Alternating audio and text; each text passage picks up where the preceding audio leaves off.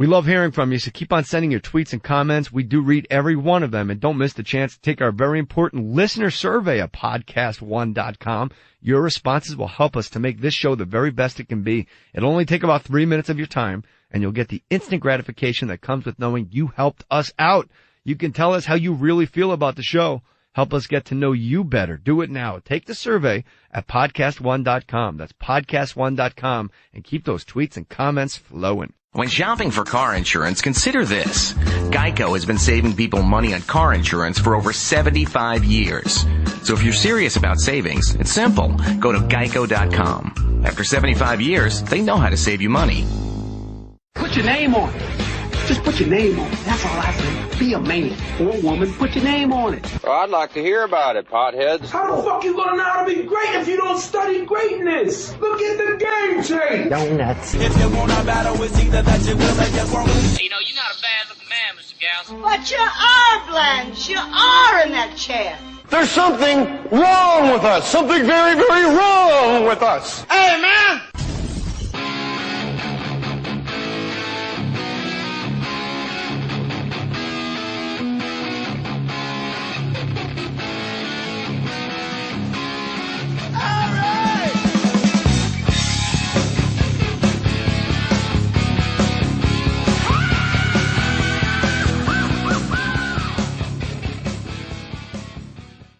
Let's just test it real quick. What?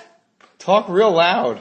Yeah, I gotta talk. I'm not a loud talker. Let's see if this is working. Yeah, it's working. Oh, it's working? Brooks Wheelan, formerly of Saturday Night Live. Formerly. We're using the app again, so if the audio is shoddy, give us a pass. Brooks Wheelan and I are literally sitting in Fake Mustache Studios, huddled together. Together. It's a garage, Brooks. No, this is a studio. It's up to you. It's your house. Now, I'm not going to say we're hammered, because we're not. But we might as well be. That was the weirdest thing. I'll say this, Brooks Wheelan, for the listeners right now. More Stories Podcast. I think we're like you might be episode 250. And everybody going to jaymohr.com using the Amazon banner. Thank you. Go to Amazon through jaymohr.com. Brooks, why don't you explain what happened? Because I talk too much. Right there. I mean, we set up a time to come do a podcast Tuesday at 7:30. Yeah. So I knocked on your door. Yes. Tuesday at 7:34. That's now. Or about 20 minutes ago. 20 minutes ago, and then you answered, and you said, I go, hey, what's up? And then you go, get the fuck out of my house. And I was like, ha ha ha. Because in my head, I'm like, this guy's doing a bit. We've never met. And I was like, oh, okay, this is a fun bit. And then I just go, I'm going to steal this plasma bike, which is clearly your kid's bicycle. And then you grabbed me. Didn't even grab me, but you're like, seriously, get the fuck out. And I was like, oh, this is a weird bit. And I go, I like this bit. And then you slammed the door. And I was like, stood outside. I was like, what? He's committing hard to this bit. Oh my God. Then you figured out that it was fucking me. You thought I was a drunk person you wanted to fight me. I thought you were joking. I literally thought you had wandered in from Pacific Coast Highway, and you get weird guys. And I've never met Brooks Wheelan. I only know you from photos on Twitter where it's just like your face and one season of Saturday Night Live. Right. And your tweet, fired from New York, it's Saturday night. I always, in my mind, the person I created was kind of like this hipster guy. And Brooks Wheelan, in full disclosure, is fucking 6'6", curly blonde hair, and gorgeous with a full beard, boots. He's got the cool hat. He's got the sleeves, the tattoos. Yeah. And I thought you were like a nutter. No, that's not. No, that is. And I go, you got to get the fuck out of here right now. And you went, but you have, in all fairness, I did say this to Brooks. The one thing you left out of the whole thing is, hi, it's Brooks. Yeah, you just kept standing there going, how about I steal this bike? Yeah. And you're kind of waving your arms Whoopi Goldberg doing the white girl. I definitely have a squirrely demeanor. We almost fist fought. Well, I wouldn't have fist fought. I'd just been like, holy shit, Jay is committing to this bit of not liking me. Well, what happened is I closed the door. This is how real it was. I saw and thank you. But Brooks is in my house. I pour him a shot. I go, I don't drink, but my kid's apple juice is left over in a SpongeBob cup. And I literally cracked open one of like Stone Cold Steve Austin's beers, and I got you a shot of tequila, and I'm like, let's knock it back. I had a little apple juice, and then you're nursing that because I felt like it shook me up. Well, you came out like it didn't shake me up because I didn't know we were gonna fight. But you thought we were gonna fight. I thought, wow, this guy's planted on my welcome mat. Yeah. And usually when you go, get the fuck out of here now, the person goes like, hey man, no problem. And you just kept smiling and you didn't even lean back. Yeah, I was like, yeah, right, man. You're like, you know what you are? You're a front man. You lean into the hurricane, the stage divers. Like most people, like even, like who's your best friend in comedy? Like who's one of your buddies? I don't know. Anybody. No, I know. I like Barry Rothbart. Okay. You go to Barry Rothbart's apartment and he says exactly what I said. You take a half step back. Right? I guess. You go, bro, what the fuck? Yeah. You got issues, Barry. But my thing, I was a little worried, but I just hold strong. Like my thing is to never, no matter how scared I am, I come into it of I'm not scared. I got news for any comic out there. I guess we'll take Joe Rogan out of the equation because he's the guy that can beat us all up at the same time. Yeah, I saw that he killed a mountain lion. I was like, that's basically. If I had the first 5 shots and a bat on Rogan, I would lay it at his feet and go, I'm sorry, how can I be of service? Because you're a savage animal, man. Yeah. That's committed his life to learning the art of killing and comedy combined. However, right. I'll take Rogan out of the mix. If any comedian wants to fist fight Brooks Wheelan, I'm telling you, as a guy that's been in a few scraps, bad idea. Oh, Brooks Wheelan apparently doesn't give 5 fucks at all. Because standing in front of Brooks Wheelan saying, get the fuck out of here. I don't think people realize. Right. There is no exaggerating happening here. No, you were really mad. You and I have not embellished a sentence. No. Okay, this is what happened. I opened the door. And Brooks Wheelan has this Norm Macdonald smile, and he's just kind of waving his arms. Picture if you're imitating like a little girl, just kind of waving your arms as you're just standing still. Just being squirrely. You're just hanging out, and you got this big, beautiful smile, and I just spit in your eye. Yeah. That's how close we are to this app. And then you didn't say anything. And then I didn't say anything, and then you go, what's up, man? Yeah. That's a terrible Brooks Wheelan impression. Nah, that's pretty good. You go, what's up, man? But with a big, huge smile. I've never met you before. I waited 2-3 seconds. Yeah. And I'm going, the first thing I said is, bro, I don't know who you are. No, that's what you did say. That's when you're supposed to go, Brooks Wheelan. Yeah, but I don't know who you are. Such a specific time, and I was here at that time. We'll get to that. Yeah. I go, I don't know who you are. And instead of going, well, I'm Brooks Wheelan, we had an appointment to do a podcast, you just went, how about I steal this bike? Yeah. It's a plasma bike, bro. Yeah. How about I steal it? Yeah. And then I go, you need to get the fuck out of here right now. And I remember I pointed to the gate as if you didn't know what out meant. Yeah, I was like, it's a gate. Yeah. And I'm like, go now. And then you put your arm out and I pushed your elbow. And then after Brooks came in the house, I'm like, oh great, Brooks Wheelan wrestled at Iowa. We would have had a fucking in the state of Iowa. Yeah. Still, it's a huge thing from wrestling in New Jersey compared to wrestling in Iowa.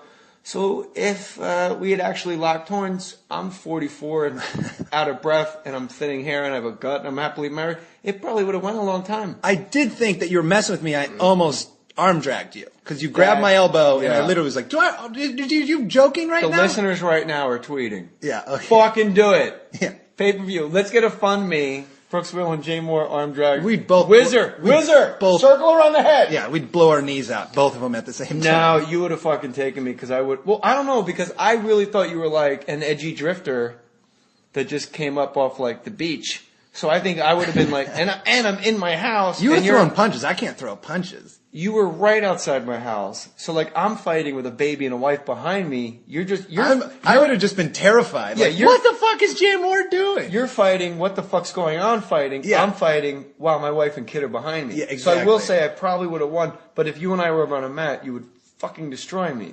Well, I don't know. I do. Trust me. Okay. Just take it, Brooks. Roll with it. Yeah, I was good at wrestling. Okay. So then I closed the door to my house, and I walk to the back of my house, fairly large house. Some folks have called it a compound. It's great. I walk to the back of my house. I turn off the lights in my house. It's dusk. So Brooks cannot see inside the house. I pick up my cell phone to call my Simply Safe ADT. No, not ADT. Simply, I got rid of them. I got this new, I think they sponsored this actual episode. Simply Safe, who have just titsed out my entire house, but I didn't activate it before it because I was putting the baby to bed. And when I pick up my phone to call Simply Safe, there's a text from Brooks Wheelan that says, I'm here early. It's 7 o'clock. Sorry. Yeah. And I go, oh no.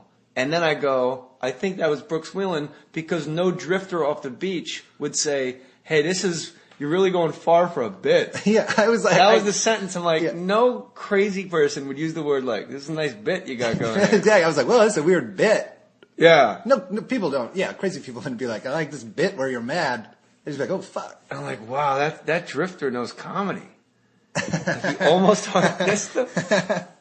You and I are, this is the single greatest, there's been introductions in like porn where like the girl, like when she peeked around the glory hole wall and saw the guy for the first time. That's not as bizarre as what just happened between Brooks Wheelan and myself. And then I go, Brooke, I open the door again and I go, Brooks, I'm doing Largo with you tomorrow night. We don't have a podcast tonight. And Brooks goes, yeah. And he shows me the text I sent to him like 6 hours ago. You got it. 7 o'clock tonight, buddy. Yeah, exactly. I was like, you said, what's wrong with me? I don't know, something. That's like, I need to get a fucking MRI. You have kids and that's tough. You There's can't remember. One up there. Yeah, the one's at his mom's house. Yeah. Fuck. We almost fought. No, I was so distraught that I poured you a drink. You did. I'm like, okay, I'll take this drink. You want some more of that? You want a Stone Cold Steve Austin Budweiser? Yeah, I want a Stone Cold Steve Austin As Budweiser. long as it's cold, and that's the bottom line. Dude, I love that shit. Have you ever heard this podcast? I have heard it. I listened to Diamond Dallas Page one. Okay, so I lived in LA for a while. That's when you listen to podcasts when you live in LA. Now I live in New York. I guess because of all the driving? Yeah, I don't listen to any podcasts in New York because I listen to music while I skate or ride my bike everywhere. So I just listen to music. So you while are I do a hipster at heart. You're skating around Manhattan like a hipster douchebag. I skateboard to SNL. Like Saturday mornings, I would skateboard into work and feel like. Could you get hotter? Every woman in the world just fucking open their legs for Brooks Wheelan. No. 6'6", blonde beard, skateboards to Saturday Night Live. Well, not anymore. So they like that. Right. They like the guy. They want to support you. That's why they have sex with guys in bands. Yeah. No, but I skate everywhere and listen to music while I skateboard. When I drive, I listen to podcasts. What do you listen to mostly when you skateboard? Because I had a very specific playlist. Because I used to skateboard to high school. Yeah? Look at that fucking calf, dude. Oh my God. Look at that thing. That's terrifying. You can tell I'm goofy foot with yeah, that one, right? that's a mean calf. Monster. I didn't pay for the other implant. I only got the one. What do you listen to when you board? Especially in Manhattan. That's an important playlist. Yeah. I used to listen to Arcade Fire a lot, but then it's like a bad memory now because that was like right when I got hired at SNL. I listened to Arcade Fire. I was Don't into it. want to work at the buildings downtown. Wait, is that what is that? Don't want Television Blues. Yeah.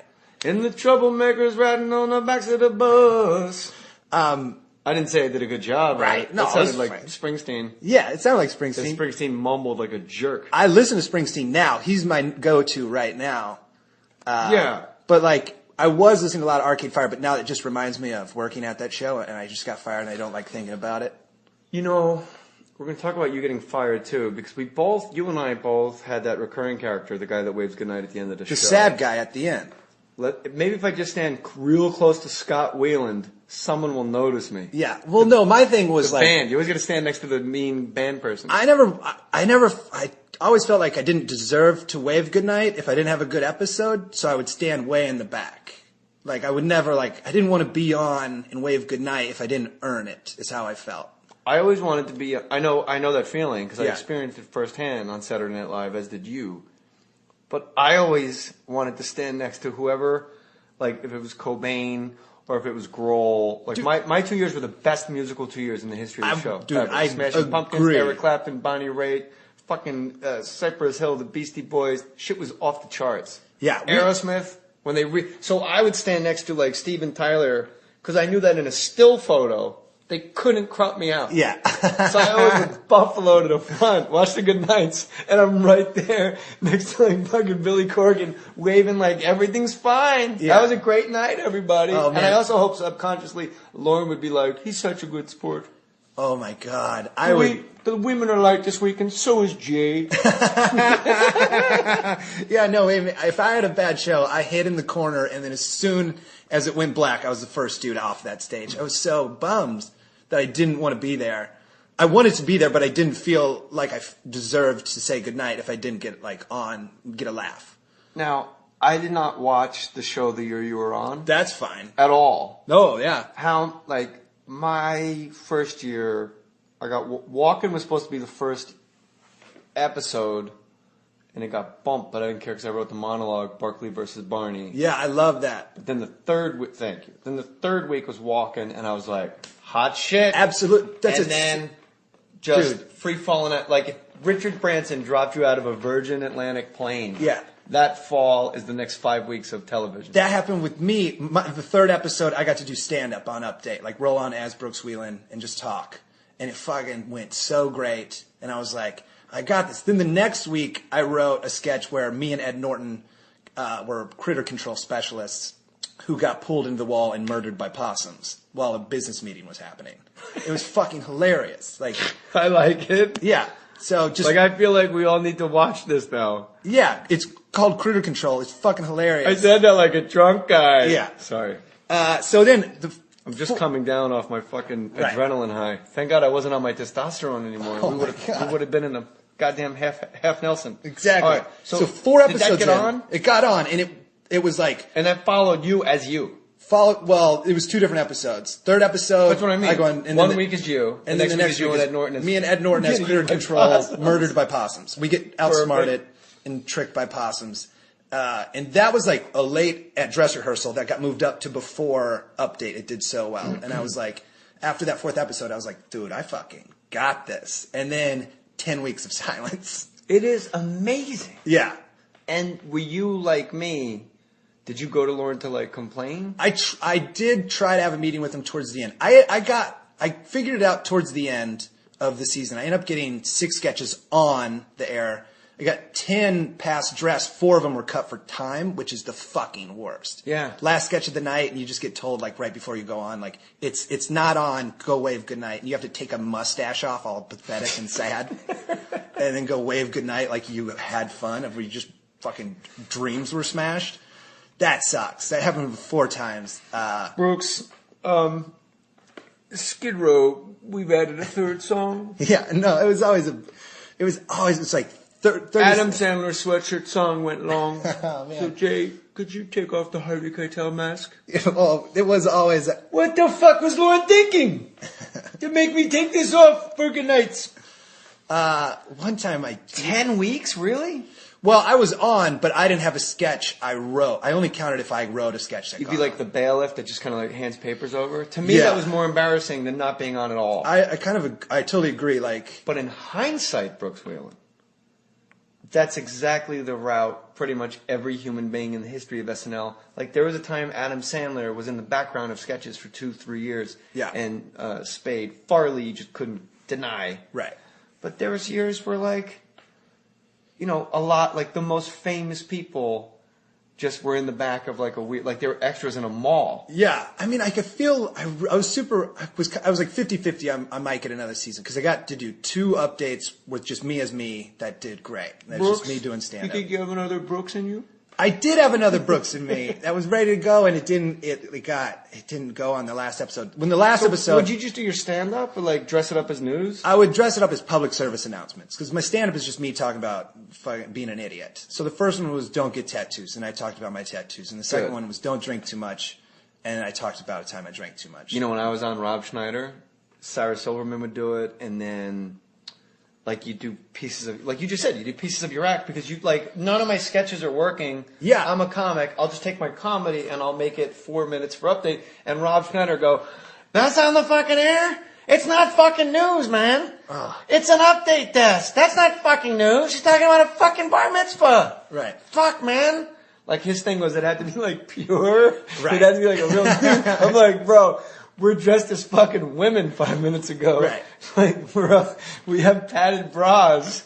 And Adam Sandler just went, oh my God! And they did Gap Girls, right. But like the update desk was... I would take whatever piece of stand-up I was doing, then just I typed in tattoos into Google News, and then it was like, I'd find out what news story was happening about tattoos.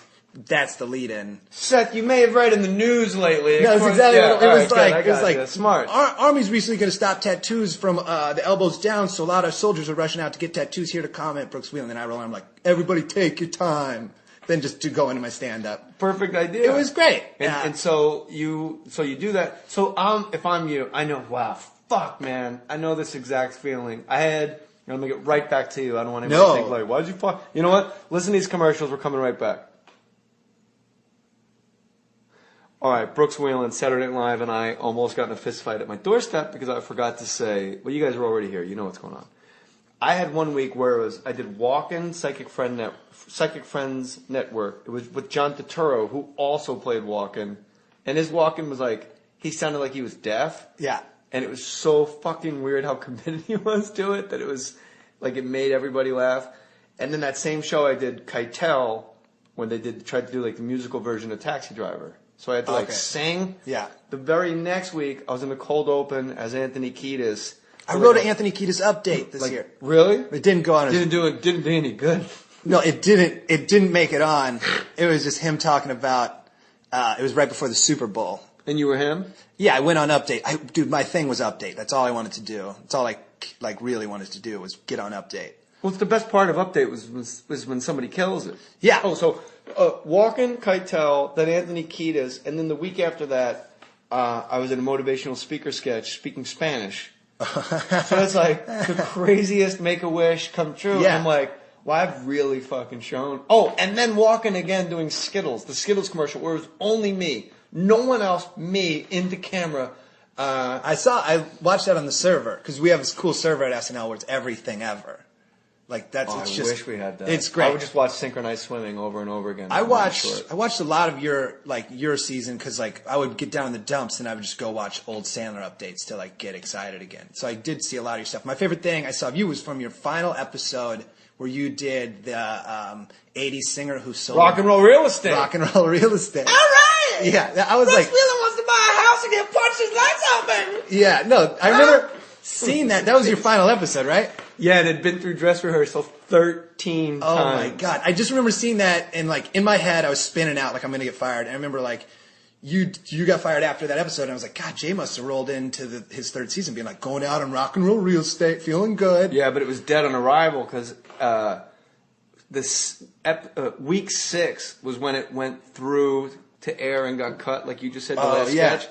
Week 7 got cut after dress. I didn't submit it week 8, week 9, week 10. Cut after dress. Fuck. It was the 13th time I did it with the Coveney. So everybody's mad by the time it's going on. Everybody liked it. What was weird is everybody liked it. Yeah. Each host was like, well, I'd really like to keep rock and roll real estate. And they're like, it's logistics, don't worry about it. Right. And it just got taken off the board. So I think it was David Duchovny or Saget. No, it was Duchovny, I think. I don't even remember.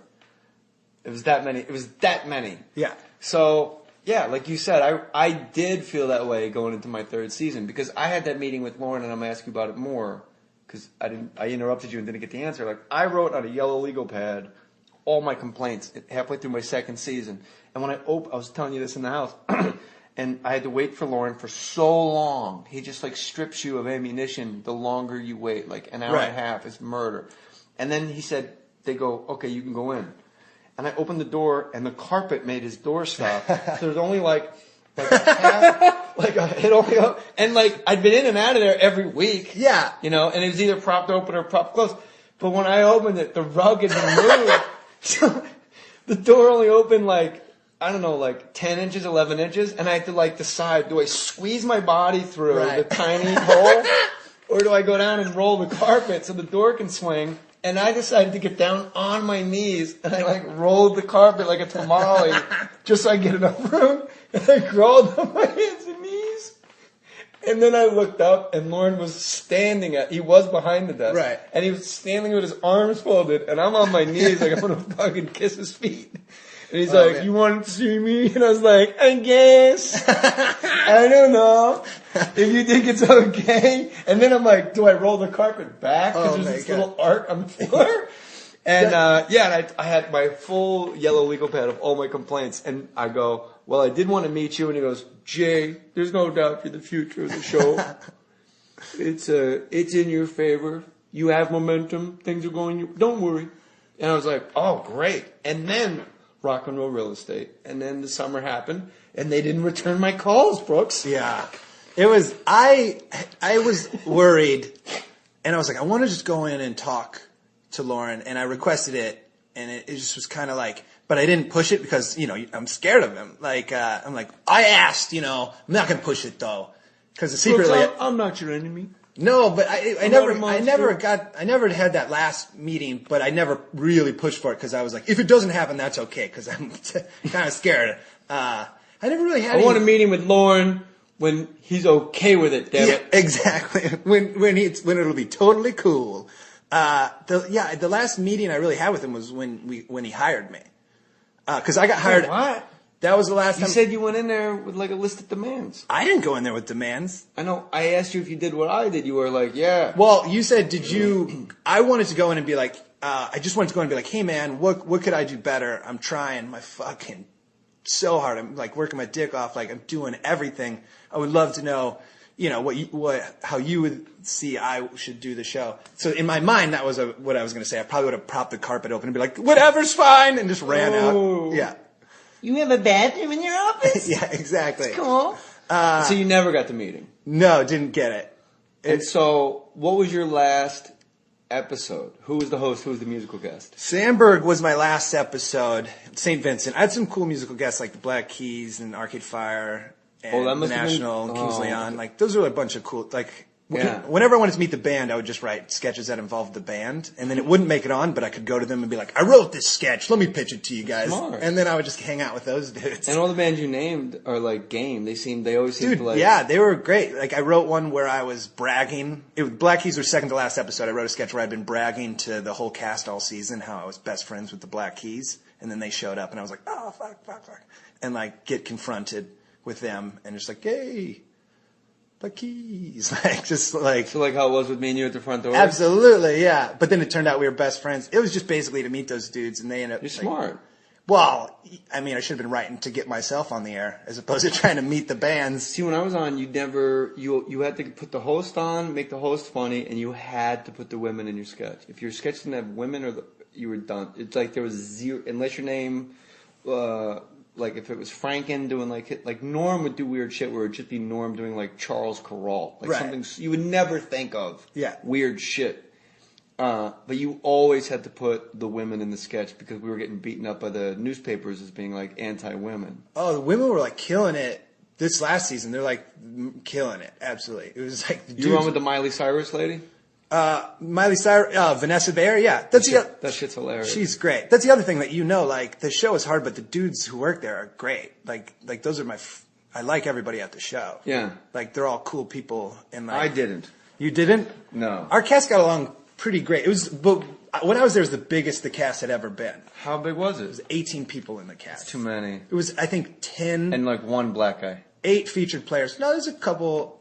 It was like Kenan Thompson, who's like the coolest person. What up with that? Dude, that guy's the best. Me and him, I sat next to him at table read. We'd always joke about barbecue we'd eaten. Of like, oh, did you get some of that Carolina back rib? Like, and then we wrote back rib? Oh, that's so sweet. It's sweet and hickory. Too sweet for me. Exactly. So I got the sugar. I like more vinegar based. That's exactly what it was. We wrote a sketch called Touch of Heat, which was a radio show where we ate barbecue. And it made it to dress. It got to dress, and then it got to air, and it was like there was 3 sketches. When you go to air, everything is set up. Like you walk into Lauren's office, and it's the rundown of the show. And Touch of Heat, I'd had three things. For the listener, it's a cork board, and upper left-hand corner, it'll say cold open, and then underneath that, in a different colored index card, it'll say monologue. Underneath that, it'll say sketch 1, and then commercial break, and then the second column is the next half hour of the show, etc. So it's just a grid. So you want your sketch to be on the left side as high up as possible. That eliminates the chances of it getting cut. If you're back at the bottom right, it's not good. It's not good. So Touch of Heat was where? Touch of Heat was third to last sketch. Not good. But it's better than... I was riding last sketch most of the season. So third to last, I was like, I got a shot. And then as we finished... And you're with him, which is good. Yeah, Keenan's great. And Andrew Garfield, the host, and he's really funny in it. And everybody liked the sketch. It was great. And then I was like, third to last, I got a shot. And then the Lauren meeting ended with him going, okay, well, we're 13 minutes long right now. Like, Jesus I was like, well, I'm so fucked. There's no way my sketch is making it on. Did Black Purple come on and doing a Gata de Vida? Like, no, it was just, they picked too many sketches. It was like, so 13 minutes, which is amazing. And also for my dear listener, there's somebody who sits with a stopwatch and times every single sketch at the read through, and they time every sketch so that when they piece it together, it's not like, yeah, it feels like about an hour and a half. It's like, what's the time? And they go, 74 minutes. Yeah. So that relieves room for all the commercials. And they go, great. So somehow you're 13 minutes over. And I was just like, I'm so fucked. And that was like close to the end of the season where my hairdresser lady was like, we'll wait to glue your wig on. And I was like, no, glue it on. Like, this isn't getting cut. And then they glued it on. And then that's when I was like, it's out. And I had to like pull my wig that had just been glued onto my head off and go wave goodnight, deject it again. Did they put a bald cap on you too? I never got enough in to need a bald cap. Like, I was like a one sketch dude. Try waving goodnight in a fucking bald cap, buddy. With the flaps by your shoulders. Yeah. What's amazing about a bald cap is, I learned this far too late, is that hair and makeup people will take the exact amount of time given to them to make a bald cap. So if you're only in that one sketch and it's dead last, they will literally have you in the makeup chair at like 3 in the afternoon, and they'll spend 5. I don't want to exaggerate. They'll have you there at 8 o'clock, and they'll have you in the makeup chair up until 11:30. But I have also gone from Ricky Lake to Tony Bennett with a bald. They put a bald cap on me during the commercial, which was 3 minutes and 45 seconds. So I've seen so fast. 3 hours, and I've seen 3 minutes, and the bald cap looks the same. Yeah. Well, what was the fucking wig for Touch of Heat? It was it was feathered gray bangs. Like, it was just really weird. It was really funny. The best. Yeah, and my wife taught me the value of the word bang. Yeah, it was nice bangs. Yeah. Feathered gray. How do you have feathered bangs? It was feathered. They go back? Touch of Heat, they put it on Hulu so you can watch like that's also the WNBA of Saturday Night Live. I had a joke. Yeah, exactly. On my Andy Samberg episode, the Arena League, I would write sketches where it was always me happening in the cast, like commenting on my bad season. So for the Andy Samberg episode, I wrote this thing. That's really smart. It was great. I wrote a thing where I was just like halfway through the show, Andy walked by and I was like, not bad, Samberg. He's like, oh, hey, man. I was like, things have changed around here. I'm kind of in charge now. Like, and it was just this whole, I was like, look, you're on the show too much, okay? Be honest with you. Around here, everybody likes it when you do one sketch and then you wave goodnight. And he's like, that doesn't sound right. And then it's just like, that has to be what's right. I like it, yeah. And it's self-aware. Self-aware, yeah. It's never been done, which, as you know, networks never like to hear that. You think, hey, this is the best way I can pitch this. It's never been done before is an absolute end of discussion, non-starter in show business. Right.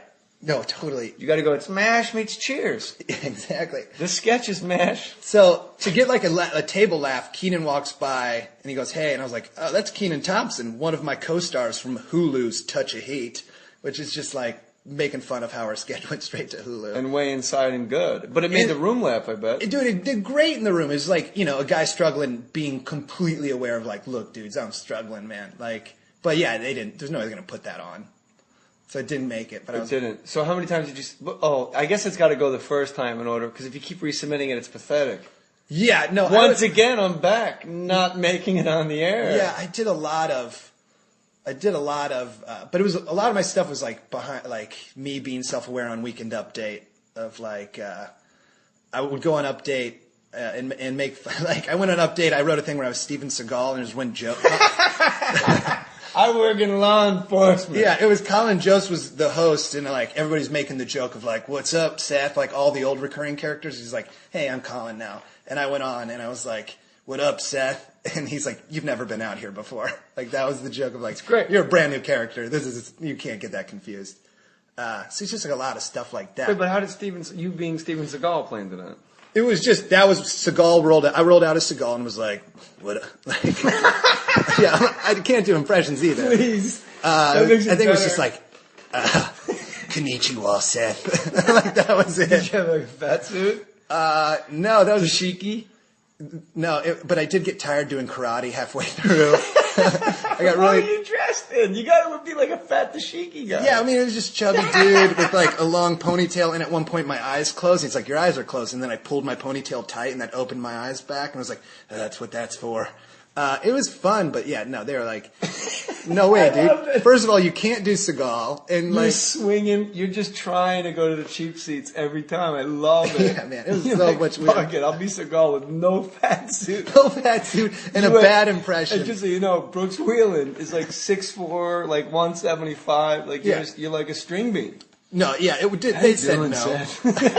Hey, Seth. And the other thing, he tried to.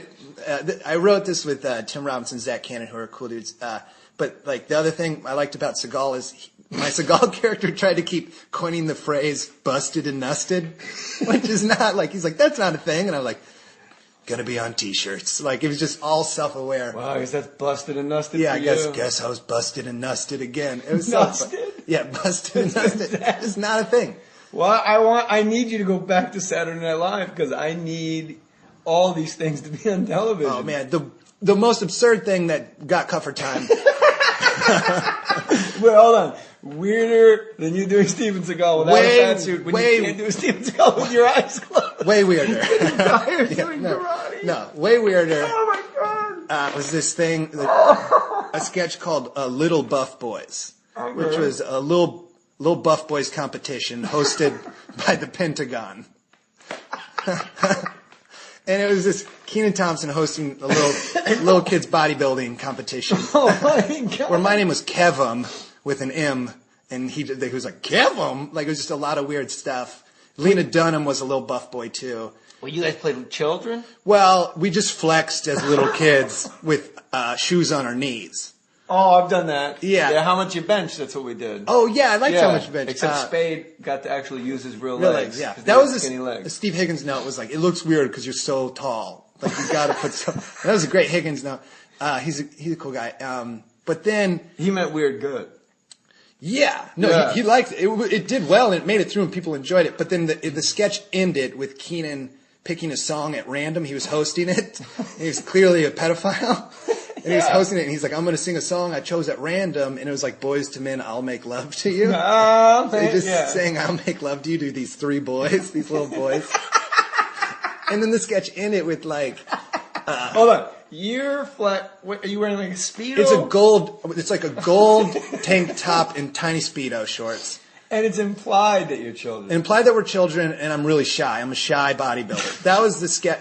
I used to do Lena Dunham's just in Lena Dunham's body. She's like a shy body. Boy. Yeah, I used to do a thing around the office where I'd be a really shy bodybuilder, where I'd just like step in meekly and then flex and run out. All right, like it. Just shy bodybuilder. Shy guy. Yeah. Shy flexing guy. Yeah, shy flex, shy bodybuilder. Yeah, so then that developed into... I'll make love to you. And then he would be like, yikes!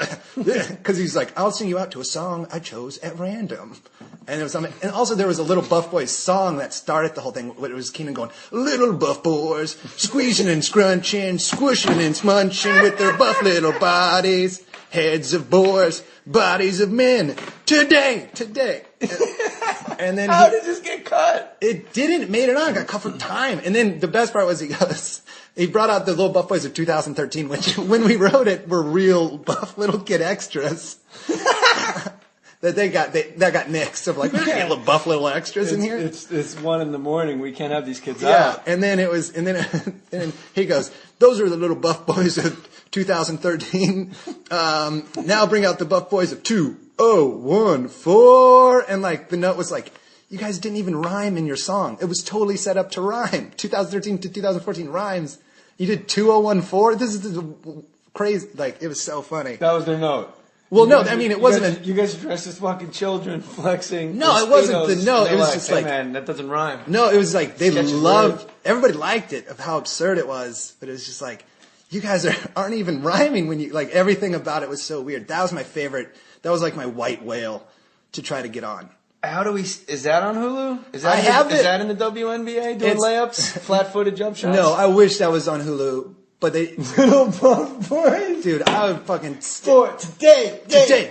Yeah. I have it on flash drive. I can show it to you later. You have to send it to me. Okay, yeah. And I won't get mad next time we see you. It's gonna be tomorrow night at Largo. And by the time you guys listen to this, you'll have missed our great show. Yeah. Hey, by the way, Tampa and San Antonio, you guys are kicking ass. Everybody in West Palm and Orlando, maybe get off your ass and buy some tickets at jmohr.com. First Sunday of the NFL season is in the books. How did your fantasy team do? Did you win cash? No?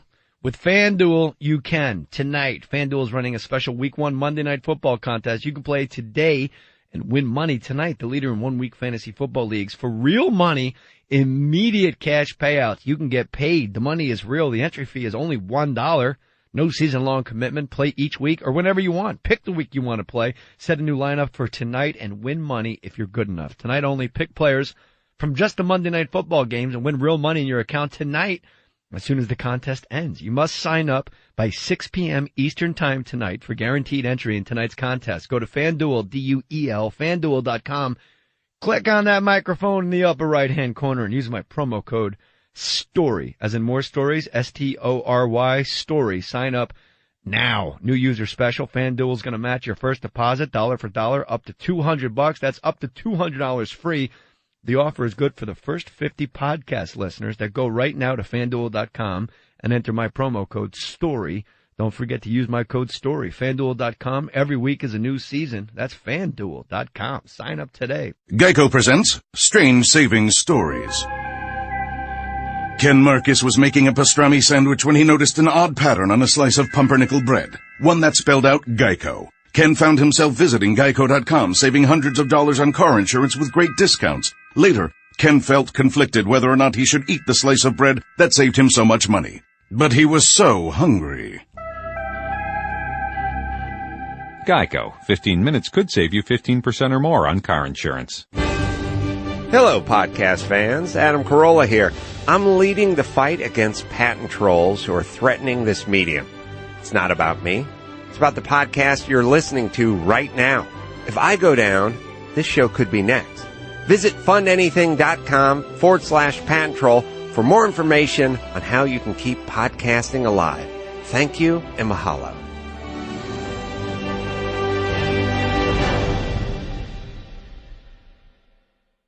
Brooks Wheelan, where are you doing your stand? Because you're falling back on stand-up comedy sort of tour. Yeah, well, I was doing stand-up. That's all I was doing. And then I got to audition for SNL, and I didn't do any characters or impressions, which you're supposed to do. I was like, fuck it, I'll just do stand-up. More water? Just keep talking. I'll get it. Yeah, I was like, I'll just do stand-up and get hired as a writer, which was the goal. And then I did get hired as a writer, which was cool. And I wrote there for 3 weeks at the preseason where you write all the commercial parodies. And then right before the season started, I got put in the cast, which was, I was like, holy shit. Where were you when you got the call? I was working on a sketch. I was already writing there.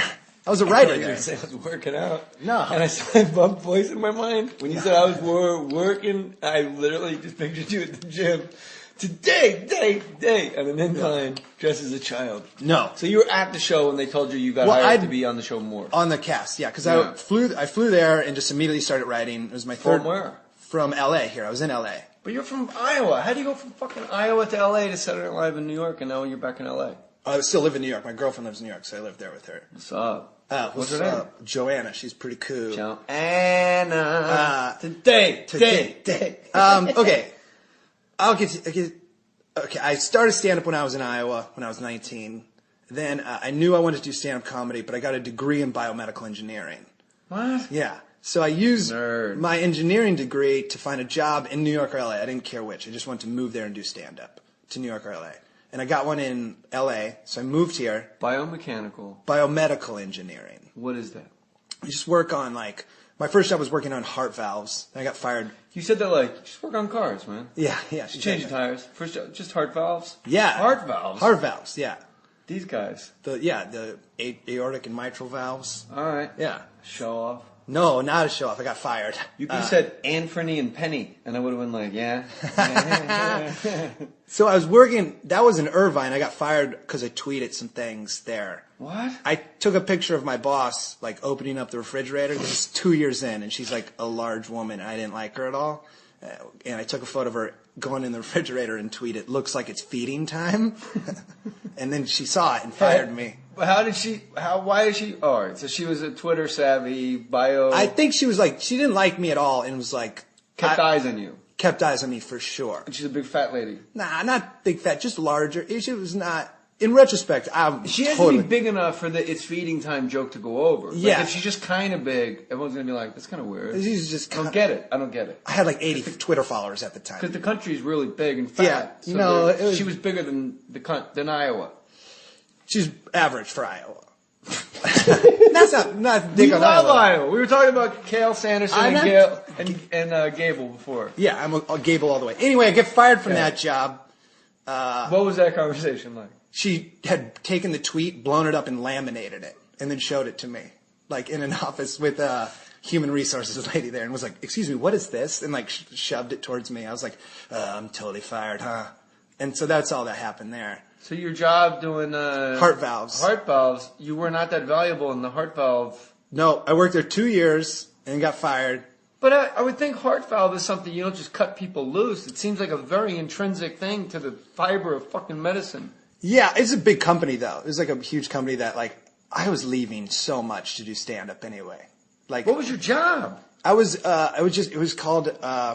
What did you do? What was like your job? Okay, my job was testing the longevity of heart valves. So they have to meet this. They have to open and close. I think it was 500 million times. That's like 25 years in the body. So we have the accelerated wear testers, which open and close them 1,200 times a minute. And my job was to run these tests, open and close them. No, it's 200 million times. Open and close them 200 million times, taking them out every 20 million cycles, and running tests on them. And then writing a lab report to get these verified in the United States. Now, how long did that take you personally to do one set of heart valves? It should take like 6 months. It took me like a year and a half. Like I was really bad. You were ducking out to do Irvine stand-up. Yeah, because I was ducking out. Well, driving up to LA every night. I was driving so much. You know, there's a couple clubs in Irvine. Yeah, I know. I didn't. Yeah. Long Beach. Yeah. All right, fair enough. So I get fired, and then I got a job at Caltech. Like immediately get a job at Caltech at a startup company who's more chill with me leaving a lot. And then I had that job until that was in intraocular lenses, which you just work on cataracts, fixing cataracts. Look, okay. You say this so quickly, but I think to the listeners, they're right now going, Jesus Christ, like what's your next wish? Yeah. So you could have worked out, but every woman, again, like Brooks Wheelan, 6'5", blonde curly hair, beard. You look like you're in Kings of Leon, for starters, right? I wish. I wrote a sketch where I changed my last name to Follow Will to try to get in the band. Yeah, the other cousin. Well, all their name is Follow Will. Yeah. No, I know. I'm like, all right, it writes itself. Yeah. It's perfect. Like, no, we met with Mike Days. Exactly. Land Shark. Okay, so you work on you work on heart valves, and then you work on ocular technology. Intraocular lenses, yeah. What was your job there? I would just run tests on... Again, I would just, like, fucking, you just change the oil, bro. No, Brooks, like, wait, this is not normal. Right. I would, like, run, so your lens contracts and, then it pushes together to let light in. Like, your natural lens, if it gets hard, then you can't focus. Like, that's what cataracts are. Your lens gets hard and you can't focus far away and close up. It's because it loses elasticity, which is like it gets pulled out like a disc, and that's how it changes the focal point of what you're staring at. Okay. So it's inside your eye hole. Inside your eye, and currently behind everything. Yeah. I mean, or is it inside the ball? That is the ball. Like inside your eye is the lens, and like your lens gets hard as you get older. That's why you need like bifocals to look close and far away. So we're working on like a new technology. I mean, they're still doing it. I can't it's like genuine new weird technology. Okay. But I would run tests where I would shine lasers through like human donor eyes. Like if you're an organ donor, we would get like You work with dead people's eyes? I would mess with dead people's eyes. Yeah, it's weird because How do they get to you? Do they come in a bag? Do they come in a cooler? Do they come in like an egg crate? It's like an egg crate kind of just like two eyes, and you find out like how old. So they come in twos. They come. It's not like, it's a person. It's like here's a 56-year-old person who died of cardiovascular disease, was a smoker, had all of these problems. You just have like their medical history, but you don't know who it is, and you just have their eyes. Forgive me, but this is very important to me. I'm not joking. Yeah. The two eyes, they come two, and it's one person. You get the medical history of the person. Right. Does it come like when you open up like a ring, like a little box? Does it come, no, it's like a shoebox. It's like jar? a medicine tube. Like it's like you push down. It's just like the tube you put in the chute at the bank when you were a kid. No, a medicine like it's in like. But I'm not breaking your balls. No, you're not breaking balls at all. It's like really weird stuff.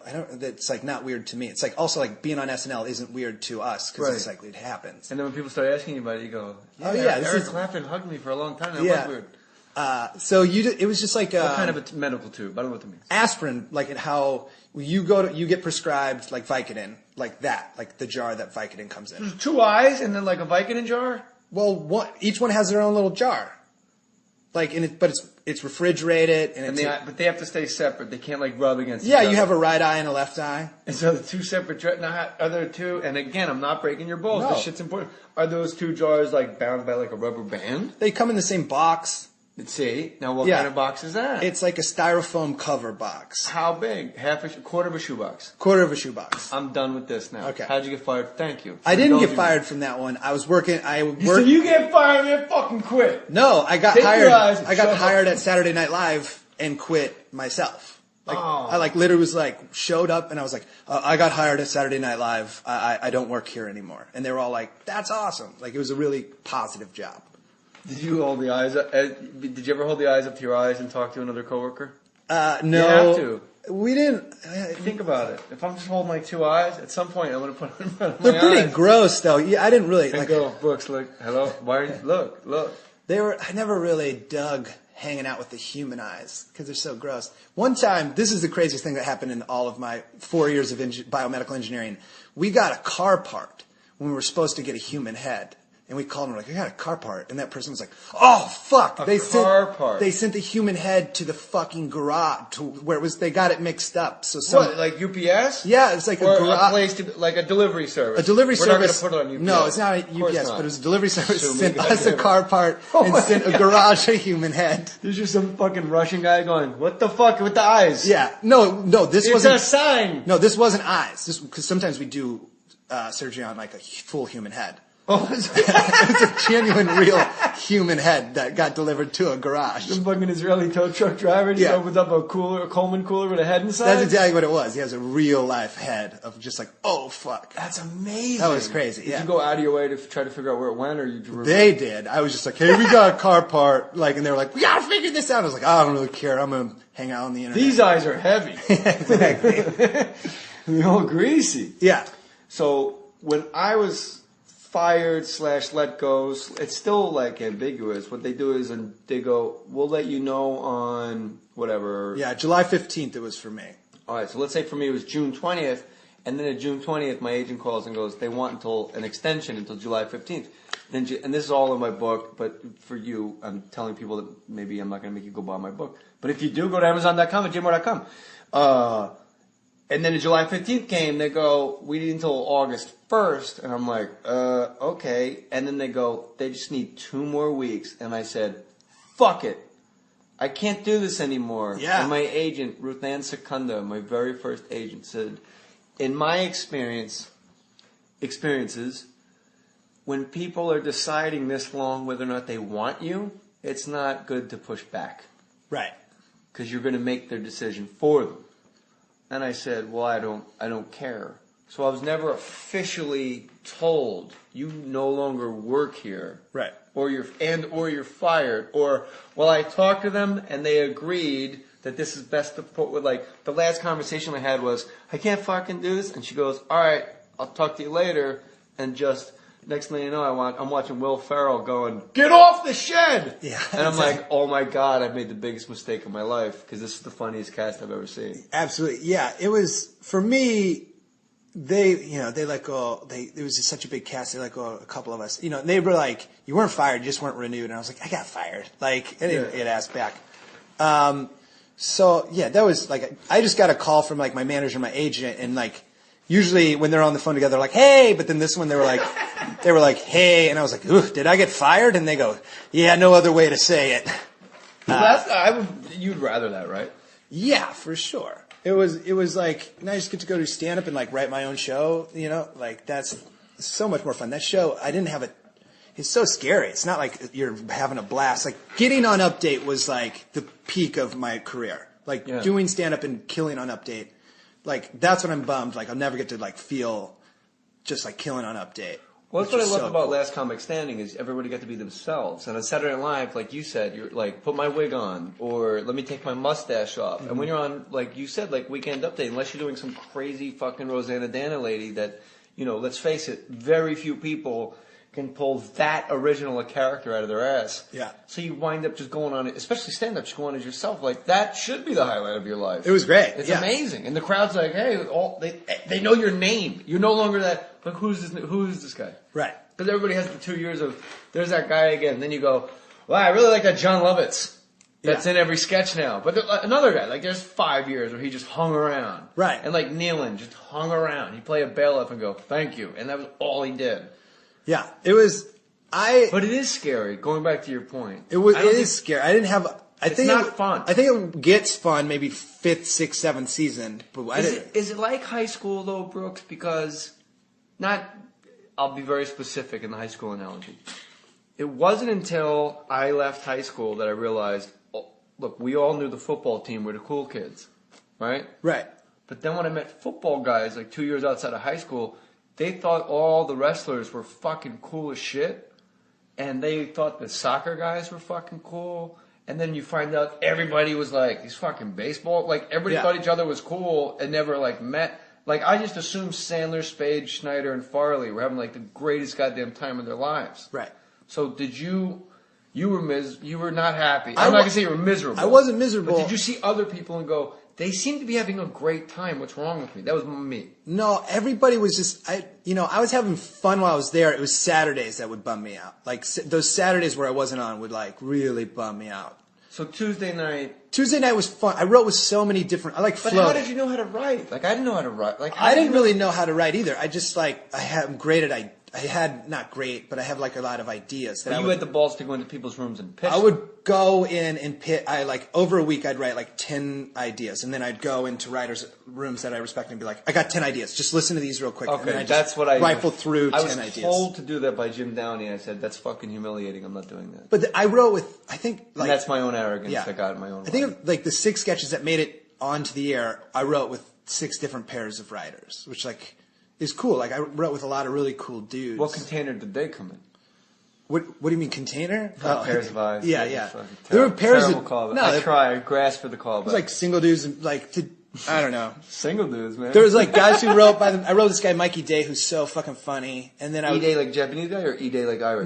Mikey his name's Mikey and his last name's Day. Okay. He's really cool. And then these other guys James and Kent, James Anderson and Kent Sublette, who are like these really fucking super cool dudes who've worked there a long time, and then Tim Robinson, Zach Cannon are a pair that I wrote with. Like guys pair up and they write, and I got something like Tim Robinson. Hit it slower. The second part. Tim Robinson and Zach Cannon are really cool dudes. That like I was just in Amsterdam with Zach Cannon. He's a fucking fun dude.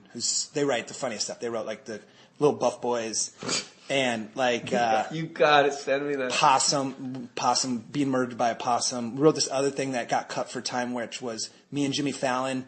It was the part of King Kong where. It's just like they catch King Kong, then he's on Broadway. So we wrote the scene where we're pitching, bringing him to Broadway. We're like, and it was just Jimmy Fallon's like, we've got your next smash hit. And Taron Killam, who's great. I really like the guy. It was just like, all right, what is it? Swords and sandals? And like, he was like, no, we've captured a giant monkey. We want to chain him to your stage. He's like, that's not what we do. And the whole time I'm in a neck brace. These are better ideas than the ones that got on the air when I was actually there. Dude, the whole time I'm in a neck brace, and he's like, tell him what we're going to call it. I'm like... And you got to do that old-timey voice? And I'm like, monkey business. Like, we got a great idea. Tell him what it is, Julius. And I was just like, chimp change. And then and he's an announcer. Coming out to the ballpark, a real live chimp throwing out the first pitch. That's exactly what it was. Everybody's smoking Luckies, and the girls are at home where they belong. And then Taryn's like, "What's wrong with your friend here?" And Jimmy Fallon's like, "Oh, this is Julius. Kong has decided he owns him." and then then it was just me going, "He'll murder us all." Like I got really serious of like we've opened Pandora's box. You're the voice of reason. So. Yeah. Well, then he's and like, that didn't get on, or got cut for time. Cut for time. It stunk. And then the sketch ended with you found out that me and Jimmy Fallon were romantically involved twin brothers. These are the best. Yeah. Who is that in the WNBA of sketches? No, it didn't go to Hulu because we were told like that'll get on later, and it just never. No, definitely pitch that again next week. Bonnie Raitt's coming. Dude, the sketch ends though with Jeff Bridges would love the ape sketch. King Kong roars, and Jimmy goes, "Go see what he wants." And then I put on lipstick and I go, "I know what he wants." Perfect. Yeah, it was such a funny, I really felt good at that show. A giant monkey. We want to put him on your stage. We want to chain him to your stage. Jimmy's so great at that voice. It was so great. It's the perfect plan. It was really fun. Smoke Luckies. That's what my doctor smokes. Yeah. It hits my T-zone for flavor. Yeah. What?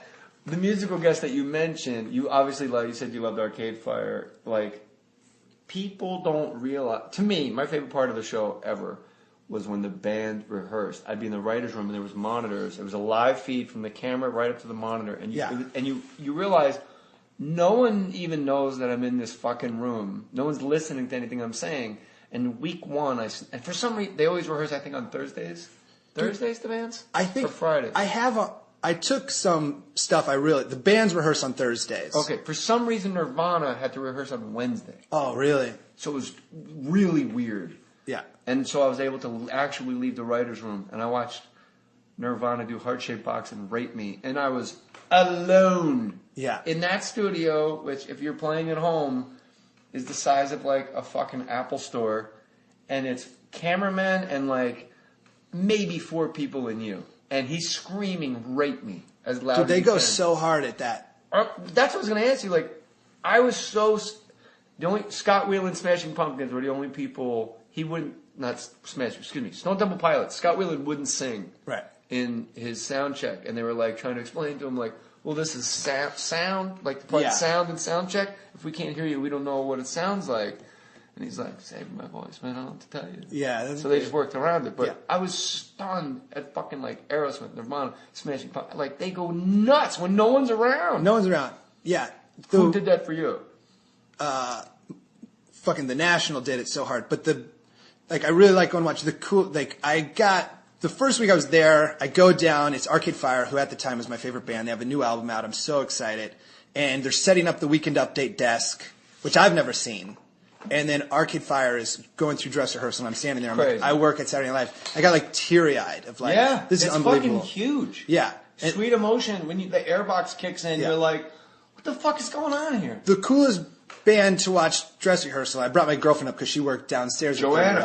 What's up, mama? Yeah, exactly. I brought her up, and we watched the Black Keys do dress rehearsal, and those dudes are fucking, I watched all the dress rehearsals of the bands I like, and those dudes were cool as shit because, like, you do a song, and then they're like, all right, hold on, now we got to go talk about it, and then we'll come back, and usually the bands will just chill, but, like, Black Keys just jammed. Like, they were just like, well, we got our instruments, and then, like, Dan just played guitar, and Patrick just drummed. Like, they were just jamming out, and I was like, I'm just watching, like, my favorite band jam out. That was really cool. Sounds fucking cool. Yeah, The National went nuts at dress rehearsal, and, like... Did you see the documentary with them?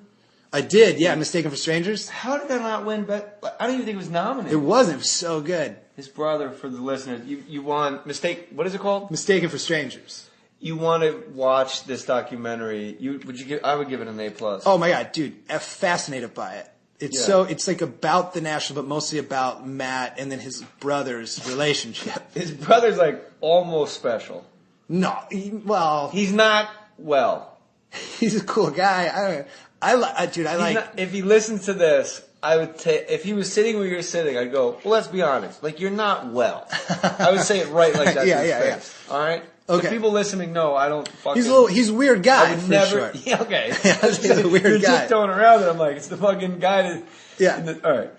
But just so you know, the listeners know, I don't shit talk him if he was sitting right there. I go, listen, Matt, come. I mean, did you see the movie? Matt's the lead singer. His brother, I would tell. What's his brother's name? I don't remember. I feel bad now. It's tough. Your older brother is lead singer of the brother of the national lead singer. If you want to come on this podcast, open invite. Matt, you can't come because your brother's. You move out of Brooklyn, hipster. You can come, dude. Matt is. Why is the lead singer of the national fucking living in Brooklyn with a little above ground pool for aren't they rich?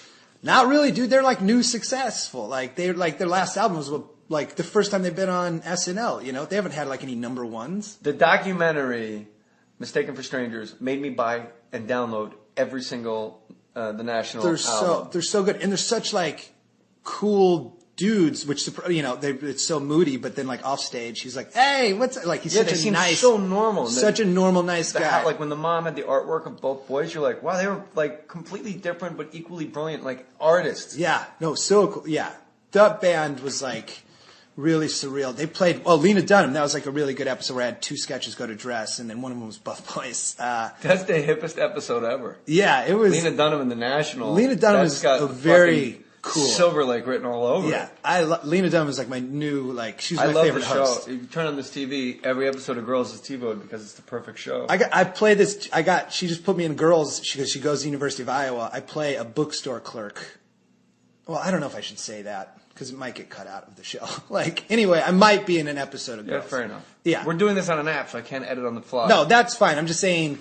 Check the time. 1 hour, 2 minutes. We'll take that. I'm just saying she's really cool. Yeah, okay. I think she's cool as hell. Yeah, cool enough to where it's a perfect show. Yeah, there's nothing. All I'm saying is she gave me a cool part in her television show. Hey, I'm moving to Iowa on the show. You're from Iowa. I want to do maybe this thing that might get cut out for dress rehearsal. Exactly. Yeah, if I wrote an SNL Live from Girls, it's fired. Yeah, if I wrote an SNL book, it would be called Sorry, Cut for Time. That's perfect. My first episode, I got to be in I was in the dress rehearsal in cold open and gave this monologue. I gave it was an Obama thing where I gave a monologue, I went up and talked about why I like healthcare and woo, and I'm so fucking scared. It's so scary. Yeah. And I go and I do it and it goes okay. And then I'm going into Lauren's office from dress to air, and I just get pulled by one of the producers, and all I'm said is, "You're out of cold open." It wasn't this is why. It's just you are out of cold open. That was the beginning of SNL for me. Perfect. Welcome. Just me, not the cold. Just me. So everybody else stayed in. They just cut my beat. It sucks. So, and then Seth Meyers, who's the nicest, coolest boss ever, explained later in the coolest way ever is it's a 7-minute sketch, man. It's a cold open. You did great. Just really he walked me through that's why we did it. But at the time it wasn't explained. It was that's exactly. I never met Seth Meyers, but that's exactly how I always had him in my head. Is that awesome, cool guy. The fucking coolest. Good. Yeah. To where when I got hired at SNL, just to write there, I go in and I meet the talent producer, and she's like, "Oh, we'll show you to your office. Seth will come in later. He's a fan." I was like, "Oh, well, I wonder who that is." And then it's just fucking Seth Meyers "That's Seth! Oh my God." Brooks Wheelan, it seems overall you have the same thing that I have with Saturday Night Live is it didn't work out, but fuck man, that was great. And if I could do it all over again, I'd go back and I would just, but see, you tried a lot harder than I did. I tried so hard. I was so mad and you were so scared. I think that's the biggest difference. Yeah. And I was fucking hammered and whacked out on drugs. I drank a bit. I was for the record, because these people take everything literally. I was not on drugs. Yeah, I did. But I was drunk. I did one time. I'm going to keep interrupting you. No, that's fine. New sketch I'm working on. I'm sorry, go ahead. There was one episode.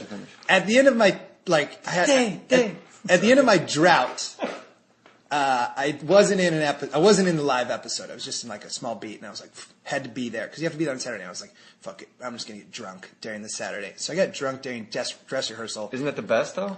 No, it was great, but then between dress and air in that meeting, there was a sketch where why don't we give Brooks that 3-page monologue, that Carlin essay? They added me into a scene when I'm fully hammered, in the corner, just smiling and being. Oh, I know what he was. Yeah, exactly. You have the neck brace left over. No, but luckily I didn't have any lines. But there was an episode where I was just there was just we're gonna throw Brooks in it, but it would just play an extra, basically. You got freaked out? Yeah, but I got freaked out. I was like, I haven't seen the sketch! Like, and I'm drunk. That happened to me. So I drank a bunch of coffee and then just was an extra in the sketch. Paul Reiser was on, and I was drinking, and then he had a deli, and all I had to do was sit behind the counter of the deli in a black wig, like a big old fat Greek guy, and they gave me, I go, it'd be great if I had like a big cigar. Yeah. Maybe I get a big Cuban cigar, I could just chew on it, and they were like, sure. So that set is already set up, and it was like, usually it's a long sketch, and then you go to commercial and you come back, it's another sketch. But for some reason, one sketch was really short, and then the lights go out, and then the lights come on the other side. So I was like standing there by myself because everybody else had to make an entrance. Right. And I literally just stand there reading the newspaper, and I'm just chewing on this cigar, and I realized, wow, I'm gonna puke. I started getting panicked, and I was like really like high from the cigar because I was like swallowing and chewing cigar juice. And then I go, because everybody's lines, you know this, I'm telling them, everyone's lines are a different color Sharpie on the cue card. And I'm like, all right. And in my mind, like in real time, I'm doing like this matrix math, like Paul Reiser's brown, Alan Cleghorn is green. And I'm like, what fucking color am I? And they go, moving on! And I'm like, oh, I had no lines. I spent the entire sketch just fucking going, what color am I on the cue card? What color am I on the cue card? I had a similar experience. I wasn't drunk, but I like jumped the gun on which sketch was happening. You brought up there? Yeah, okay, so like it was dressed as Steven Seagal. No, it was a dress rehearsal, and I played a sick kid named Jelly Bones, who I know Keenan had to have been in this. I'm sure Keenan was. Oh, Jelly Bones! No, it was a sketch that got cut after dress, but like I just wish I could say Jelly Bones on TV. Exactly. I went, but like the sketch is happening in one part of the studio, and then I was laying in a bed on the other. Cut to me in like on a medical bed. And I'm like covered up, and I just go, and I forget what my line was, but it was like, do it for me. Like it was really, oh no, all I said was, my jelly bones. That's all I said. But, so like, I'm like, it's like all I have that episode, and I'm like, all right, let's get out there, and let's do it. And I go in completely in costume, and I go and get in the medical bed, and pull my covers up, and I'm laying in this medical bed, and they start setting up a different sketch. I'm like, well, what are they doing with that sketch?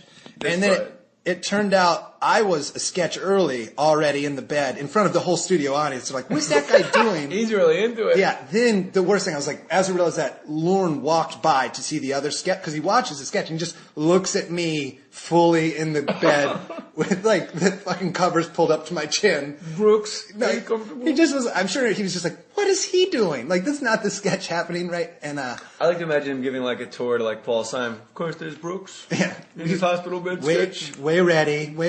Yeah. Brooks is very prepared. He's the future of the franchise. Exactly. Have you seen Hulu, Paul? Yeah, exactly. He's killing it. Big star on Hulu. Lots of clicks. The kids call them clicks. Yeah. I don't know if you're familiar with dress rehearsal, but he kills it. You know we practice, right, Paul? Yeah. Tomorrow night, you and I are doing a show. So if you listen to this, unless you have a time machine, you missed it. A lot of comics on the show. Are you like hosting it, or are you closing it? I'm closing it. I freaked out. I didn't think I was getting anybody there. I'm like trying to get an hour together to record an hour, like my first special, which will be fucking like stand up is what I care about the most. Yeah. So I like. Turns out people are like some people are coming to maybe give me that hour, and then I've like overbooked it. Which is like a classic move. So and you've tweeted a lot about it. I tweeted Brooks Wheelan, W-H-E-E, no. W-H-E-E-L-N. Dude, I tweeted, I fucking bit off more than I could chew. How many comics are on it? No, there's 5, there's 6 comics on it. That's too many comics for any show. I know. We're all doing 10 minutes? That's an hour without applause. Everybody's doing 10 minutes, and then I gotta close with like 40. Okay. So it'll be 10 minutes. If it's an empty room, that's an hour. I know. But with applause, you're looking at 2 hours before you get on stage. No. Yeah. If that applause doesn't make 20 minutes. Well, and then the MC, are we tag teaming? Tag teaming. We're going to tag team. You're free. By the way, if I wish there was a lipstick camera someplace in this place. Brooks just started like pulling on his hair like, oh, fuck. I'm so worried about this show, man. Oh, jeez. I bit off so much more than why? No. Why don't you just call like one guy and go, look, you got cut for time. I can't do it. I can't cut people for time. Fucking got the call back. We're done. Yeah. Brooks Wheelan on Twitter, and where can they see you do stand-up? I mean, I'm on tour right now. I meant to say I'm done trying for callbacks. Now we're done with this. No, totally. Okay, the Largo show's tomorrow. Everybody will do They're like not gonna, 10. It's too late. Anyway, it's like a month after. Yeah. No, I'm not trying to get them out, but I'm explaining to you how I fucked up. Of like I was Can't just. you just ask one of those guys or two? Maybe how about it's just me? Like, how about we just cut all me and you only? I'd love it. I'm just joking. No, I know, but like they're all good guys in the show. I asked everybody, but I'm not going to say their names in case they got cut out. They're not going to get cut out. They'll do it, and then I'll just do like 25. Come see my hour special. Now just picture that double. Yeah, exactly. Where can people get Brooks Wheelan dates? I don't have a bad website. I have a Tumblr. All right, but you're going to tweet them out as they go? Yeah, I'll tweet them out as they go. You can just go. What the fuck? What the fuck? I'm terrible at promoting. This is the first show I've promoted like well. It was one night. Aren't you like going out to like towns and doing like 5 Yeah, shows a I weekend? gotta go to like, I'm going to like Connecticut and then Indiana. Like I'm on like a full fucking You tour. are a carnival barker the way you fucking spit these dates at. Yeah. I don't know. I know, man. Connecticut or something? Yeah, I'm on the road. It's great. They say it's like the greatest show on earth, man. I just like... I'm like Reluctant carnival barker? Reluctant carnival barker for sure. Shy bodybuilder? Yeah, shy bodybuilder. Step right up. There's guys inside. There's like a... If you go in there, you'll be surprised. But if you're not, I'm sorry. I'm sorry. Am I speaking too loud? Because there's guys flexing that are shy. If you just go to like brookswheelan.tumblr.com, it's just embarrassing to have that website. Well, just give out your Twitter again, and you'll tweet when you're doing a show. Yeah, it's just at Brooks Wheelan. WHEELAN. Like a wheel, EN. AN. Huh? Exactly. Speak up, Sonny. It's Brooks Wheelan. I'm Jerry Bones. There's Brooks. Oh, man. Yeah. Well, Brooks rang my doorbell at 7 o'clock, and I said, get the fuck out of here. And I can tell you, brother, I'm so glad you didn't hit the bricks and turn around. And anybody wants to fight Brooks Wheelan, you better fucking text me first so I can watch you whoop your ass. Oh, I would. That was impressive. Like, you didn't even take a step back. I'm yelling at you. Get the fuck off my property. And I'm just like, yeah, okay. I'm going to steal your bike. Yeah, I'm going to steal your bike. Everything, now you see, can you see my eyes that I do ocular shit? Right. If you were holding my eyeballs that came in a canister, in a styrofoam thing, separate. Right. There's a guy going, hey, get the fuck out of here. Hey, I'm gonna steal your bike. Yeah. Like, no, seriously, you gotta get out of here. Come on, man. Why you fucking around? Hey, come on, dude. What are you doing? And I said to you, I don't know who you are. You need to get out of here. And you went, steal your bike. Yeah, I don't know. That was your runner. Yeah, my runner was take your bike. Cause I was like, at the end you're like whispering, steal your bike. I'm gonna take that bike, dude. Like, I thought of, when you like closed the door, I was like, what do I do to continue this bit? I was like, do I go shoot hoops on that little basketball thing? Like, the Nerf hoop? Yeah, the Nerf hoop. I was like, maybe I'll go slam dunk on that. You go climb into my truck, buckle with the levels. Hey! Just like get in your car. Come out with a 38. Get the fuck out of my truck, Connor! Exactly. Touch a hat. Yeah. Remember that time we had that barbecue in that Range Rover? Oh, that's a nice barbecue. It was good. Not too greedy. Not too greedy. No. Yeah. I feel like I should be in everything. Man, I wish we were there at the same time. Because I would have, every idea you said, my eyes lit up like, oh man, fuck, that's the best idea ever. The one I have two that I'm bummed. Fucking Buff Boys. Buff Boys is great. Two I'm bummed that I want to make still, like on my own, is like Undercover Boss. But it's just Bruce Springsteen with a mustache the whole time. Hey. Yeah, he tries to help it. No. Yeah, he just tries to help his crew load a truck. Growing up. That's not me, man. Yeah. No, that's not me. And I think he's breaking into verse. But he has this red, like, handkerchief. He has his red bandana on. Like, yeah. You just put a mustache on, man. I like the idea of that, if I may. Yeah. And, like, anytime, like, the actual line from the song is an actual sentence of dialogue, he can't talk it. I like that a lot. And then the other one I wanted Hey, you ever have anybody's serve? Got a brother at K-Sound! Actually, that's the worst lyric I could have chosen. Yeah. But growing up was good. You know, back when I was growing up. Yeah. I wanted to do the first. I wanted to do. What were your shit that you didn't get on? No, none of these were Saturday Night Live. This is like shit me and my wife talk about when we can't sleep and we like just because we get nuts. And she writes like half my act more now because I just keep tagging what she writes. And I have a sketch. Because John Hancock's signature is so huge. Right. And I wanted a sketch when they signed the Declaration of Independence. He's like, here we go. And he like signs it fucking huge. Yeah. And then everyone just kind of backs away from the table. Yeah. And I'm like, why? I think that, yeah, that's loud and clear. Nice. He's like, what? And he's like trying to hand the pen to everybody. They're all like being pussies. That's great. And he goes, guys, so far we have a 14-page letter to King George. Tell him to go fuck himself. And the only signature is mine. And everybody just goes, there's a pause. And he's like, yeah, that's fucking nice. Yeah, exactly. There is a sketch. And then somebody goes like, fuck it, I'll sign it. He's like, really? He's like, no, I'm not signing that fucking thing. You crazy. Like, just like 5 minutes of that. There was a sketch on this year that I thought was really funny. It was unveiling of the statue of David, where David was there. And that's when he sees, like, he's like, it's not that small. Like, that's the whole thing. That's good. It is a remarkably small cockpit. Yeah, it's really funny. First guy to land on the moon. You know, they argued about I've talked about this before, but they argued about who's going to go out first. I don't know if you know that. I didn't know that. In real life, when they got up there, Neil Armstrong was the flight commander, but they worked it all out, but they never said, like, then Neil's going to walk out. Right. Buzz, you'll follow him. Like, that's the only thing they left out. So there's, like, minutes when they're on the moon, and Houston just keeps going, do you copy? It's because right when they touch down, Buzz Aldrin, did From the Earth to the Moon, the Tom Hanks. Yeah. I was on it, so I met all these fucking guys and I got all the stories. Like, they fucking literally land on the moon and like when you're parking in your own driveway, like seatbelts off, like as it touches, and he goes, who's going out first? And they all just fucking froze. Oh, fuck. Because it never came up. Yeah. But they all knew. One guy knew he definitely was not leaving. So like Neil Armstrong, somebody had to pull rank eventually. Right. But I want none of them to want to go out because they're fucking scared shit. Was, like, I can't go out, I'm allergic to moon. Somebody had a sketch about, I forget who it was. There's so many fake pitches, you know. Those pitches are insane. That's all in the book. You read that. Yeah. Norm Macdonald's fake pitches and Kevin Nealon's fake pitches were better than anything that was on the show that week. I read your book. Hey, I got a sketch of a guy who lives at the track where I was at. This runaway truck ramps, you know? They go, hey, watch out.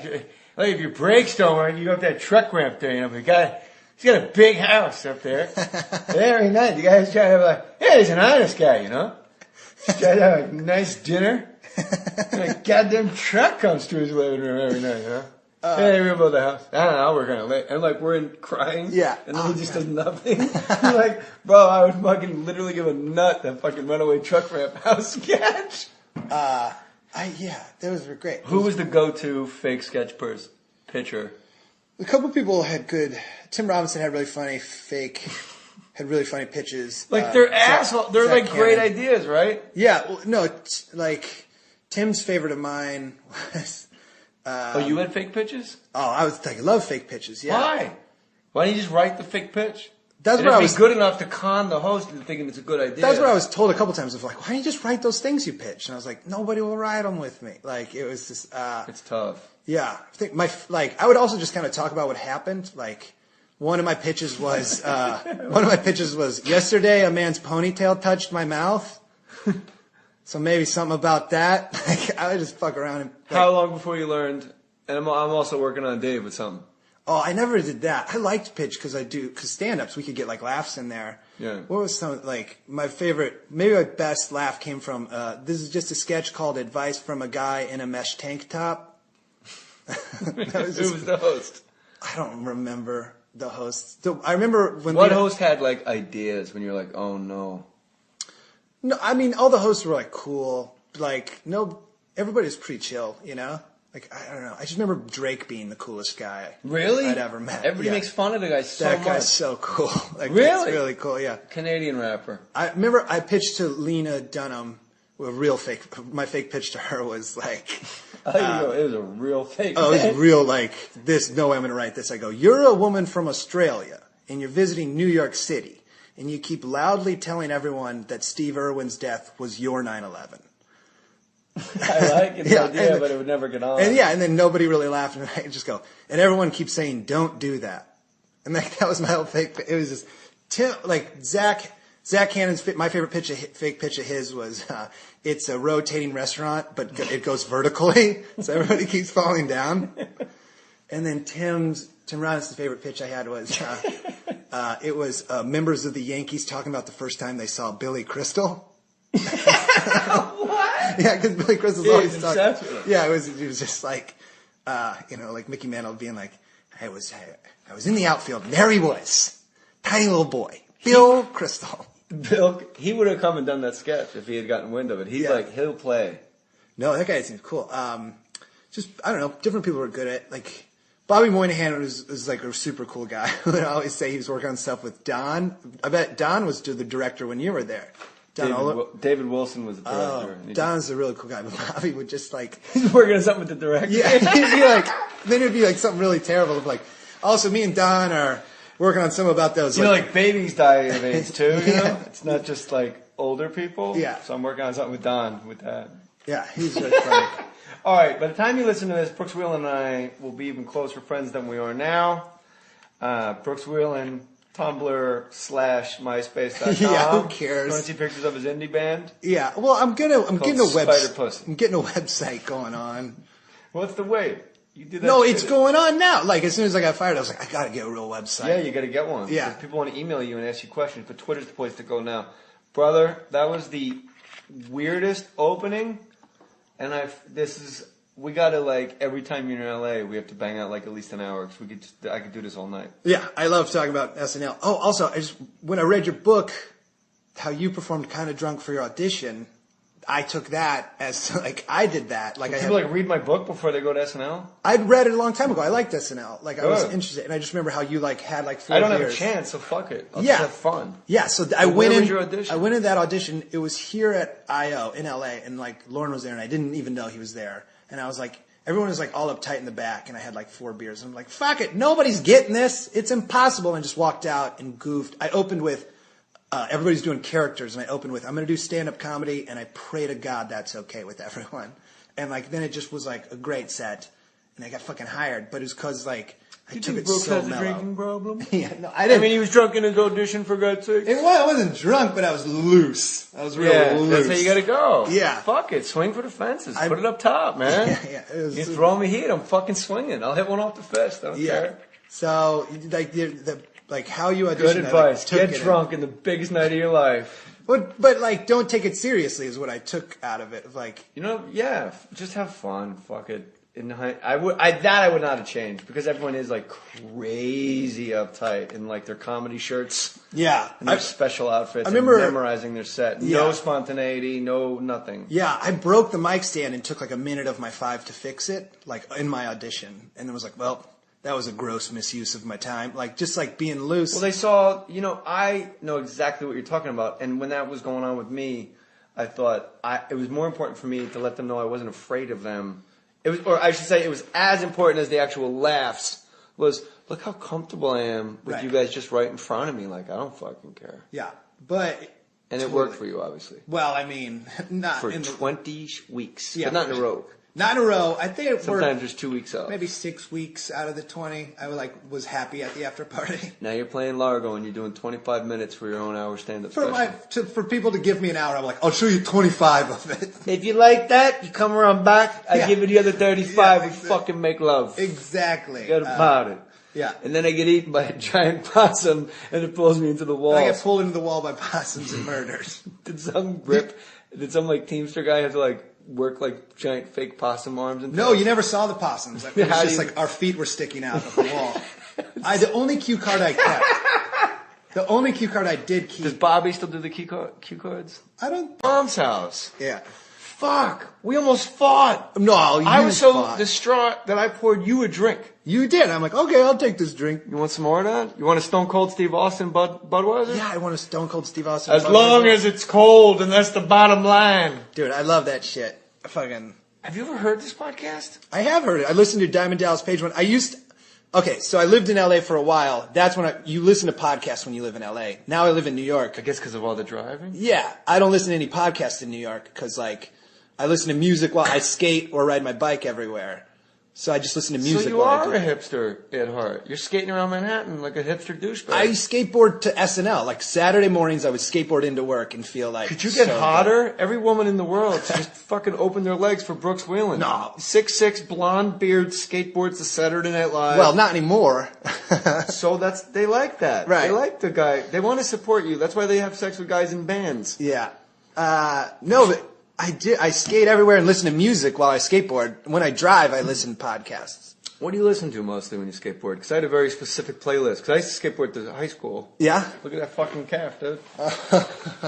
Oh my God. Look at that thing. That's terrifying. You can tell I'm goofy foot with that one, right? That's a mean calf. Monster. I didn't pay for the other implant. I only got the one. What do you listen to when you board? Especially in Manhattan. That's an important playlist. Yeah. I used to listen to Arcade Fire a lot, but then it's like a bad memory now, because that was like right when I got hired at SNL. I listened to Arcade Fire. I was Don't want to work at the buildings downtown. Wait, is that what is that? Don't want, Television Blues? Yeah. And the troublemakers riding on the backs of the bus. I didn't say I did a good job. Right. No, that sounded like Springsteen. Yeah, it sounded like Springsteen. Springsteen mumbled like a jerk. I listen to Springsteen now. He's my go-to right now. Yeah. But like, I was listening to a lot of Arcade Fire, but now it just reminds me of working at that show, and I just got fired, and I don't like thinking about it. You know, we're going to talk about you getting fired, too, because you and I both had that recurring character, the guy that waves goodnight at the end of the show. The sad guy at the end. Maybe if I just stand real close to Scott Wheelan, someone will notice me. Yeah. Well, no, my thing was like... band. You always got to stand next to the mean band person. I always felt like I didn't deserve to wave goodnight if I didn't have a good episode, so I would stand way in the back. Like, I would never, I didn't want to be on and wave goodnight if I didn't earn it, is how I felt. I always wanted to be, I know that feeling, because I experienced it firsthand on Saturday Night Live, as did you. But I always wanted to stand next to whoever, like, if it was Cobain, or if it was Grohl. Like, my 2 years were the best musical 2 years in the history of the show. Dude, I Smashing Pumpkins, Eric Clapton, Bonnie Raitt, fucking Cypress Hill, the Beastie Boys. Shit was off the charts. Yeah. Aerosmith, Ref, and I'm sitting here and I have a gut and I'm happily married. It probably would have went a long time. I did think that you were messing with me. I almost arm dragged you. Because you grabbed my elbow and I literally was like, you joking right now? The listeners right now are tweeting. Yeah, okay. Fucking do it. Yeah. Pay-per-view. Let's get a fund me. Brooks Will and Jay Mohr arm drag. We'd both... Whizzer. Both, circle around the head. Yeah, we'd blow our knees out. Both of them at the same time. Now, you would have fucking taken me because I would... Well, I don't know, because I really thought you were like an edgy drifter that just came up off like the beach. So I think I would have been like, and I'm in my house. You were throwing punches. I can't throw punches. You were right outside my house. So like I'm fighting with a baby and a wife behind me. I would have just been terrified. Yeah, like, what the fuck is Jay Mohr doing? You're fighting. What the fuck's going on fighting? Yeah. I'm fighting while my wife and kid are behind me. Yeah, exactly. So I will say I probably would have won. But if you and I were over on a mat, you would fucking destroy me. Well, I don't know. I do. Trust me. Okay. Just take it, Brooks. Roll with it. Yeah, I was good at wrestling. Okay. So then I closed the door to my house, and I walked to the back of my house, fairly large house. Some folks have called it a compound. It's great. I walk to the back of my house. I turn off the lights in my house. It's dusk. So Brooks cannot see inside the house. I pick up my cell phone to call my Simply Safe ADT. No, not ADT. Simply, I got rid of them. I got this new, I think they sponsored this actual episode. Simply Safe, who have just titsed out my entire house, but I didn't activate it before it because I was putting the baby to bed. And when I pick up my phone to call Simply Safe, there's a text from Brooks Wheelan that says, "I'm here early. It's 7 o'clock. Sorry." Yeah. And I go, "Oh no." And then I go, I think that was Brooks Wheelan, because no drifter off the beach would say, "Hey, you're really going far for a bit." Yeah, I was like... That was the sentence. I'm like, no crazy person would use the word like, "This is a nice bit you got going here." Yeah, I was like, well, that's a weird bit. Yeah. No, people don't. Yeah, crazy people wouldn't be like, "I like this bit where you're mad." They're just like, "Oh, fuck." I'm like, wow, that drifter knows comedy. He almost missed them. You and I are, this is the single greatest, there's been introductions in like porn where like the girl, like when she peeked around the glory hole wall and saw the guy for the first time. That's not as bizarre as what just happened between Brooks Wheelan and myself. And then I go, I open the door again and I go, "Brooks, I'm doing Largo with you tomorrow night. We don't have a podcast tonight." And Brooks goes, "Yeah." And he shows me the text I sent to him like 6 hours ago. "You got it. 7 o'clock tonight, buddy." Yeah, exactly. I was like, you said... What's wrong with me? I don't know. Something. That's like, I need to get a fucking MRI. You have kids, and that's tough. You can't There's remember. One up there. Yeah, the one that is Murray Rothbart's apartment, and right. He says exactly what I said. You take a half step back. Right? I guess. You go, "Bro, what the fuck?" You got issues, Barry. But my thing, like, I mean, I was a little worried, but I just, like, hold strong. Like, my thing is to never, like, no matter how scared I am, I come into it of, like, I'm not scared. I got news for any comic out there. I guess we'll take Joe Rogan out of the equation because he's the guy that can beat us all up at the same time. Yeah, I saw that he, like, killed a mountain lion. I was like, that's basically... If I had the first 5 shots and a bat on Rogan, I would lay it at his feet and go, I'm sorry, how can I be of service? Because you're a savage animal, man. Yeah. That's committed his life to learning the art of killing and comedy combined. However, I'll take Rogan out of the mix. If any comedian wants to fist fight Brooks Wheelan, I'm telling you, as a guy that's been in a few scraps, bad idea. Brooks Wheelan apparently doesn't give 5 fucks at all. Because standing in front of Brooks Wheelan saying, get the fuck out of here. I don't think people realize. There is no exaggerating happening here. No, you were really mad. You and I have not embellished a sentence. No. Okay, this is what happened. I opened the door. And Brooks Wheelan has this, like, Norm Macdonald smile, and he's just kind of waving his arms. Like, picture, like, if you're imitating, like a little girl, like, just kind of waving your arms as you're just standing still. Just being squirrely. You're just, like, hanging out, and you got this big, beautiful smile, and I just spit in your eye. Yeah. That's how close we are to this app. And then you didn't say anything. And then I didn't say anything, and then you go, what's up, man? Yeah. That's a terrible Brooks Wheelan impression. Nah, that's pretty good. You go, what's up, man? But like with a big, huge smile. I've never met you before. I waited 2-3 seconds. Yeah. And I'm going, the first thing I said is, bro, I don't know who you are. No, that's what you did say. That's when you're supposed to go, Brooks Wheelan. Yeah, but I don't know who you are. Such a specific time, and I was here at that time. We'll get to that. Yeah. I go, I don't know who you are. And instead of going, well, I'm Brooks Wheelan, we had an appointment to do a podcast, you just went, how about I steal this bike? Yeah. It's a plasma bike, bro. Yeah. How about I steal it? Yeah. And then I go, you need to get the fuck out of here right now. And I remember I pointed to the gate as if you didn't know what, like, out meant? Yeah, I was like, it's a gate, yeah. And I'm like, go, now. And then you put your arm out, and I pushed your elbow, and then after Brooks came in the house, I'm like, oh, great, Brooks Wheelan wrestled at Iowa. We would have had a fucking... in the state of Iowa. Yeah. Still, it's a huge thing from wrestling in New Jersey compared to wrestling in Iowa. So if we had actually locked horns, I'm 44 and out of breath. We love hearing from you, so keep on sending your tweets and comments. We do read every one of them, and don't miss the chance to take our very important listener survey at podcast1.com. Your responses will help us to make this show the very best it can be. It'll only take about 3 minutes of your time, and you'll get the instant gratification that comes with knowing you helped us out. You can tell us how you really feel about the show. Help us get to know you better. Do it now. Take the survey at podcast1.com. That's podcast1.com, and keep those tweets and comments flowing. When shopping for car insurance, consider this. Geico has been saving people money on car insurance for over 75 years. So if you're serious about savings, it's simple. Go to geico.com. After 75 years, they know how to save you money. Put your name on it. Just put your name on it. That's all I say. Be a man or woman. Put your name on it. Well, I'd like to hear about it, potheads. How the fuck you gonna know how to be great if you don't study greatness? Look at the game tape. Donuts. If you want a battle, it's either that you will or you won't. You know, you're not a bad-looking man, Mr. Gals. But you are, Blanche. You are in that chair. There's something wrong with us. Something very, very wrong with us. Hey, man.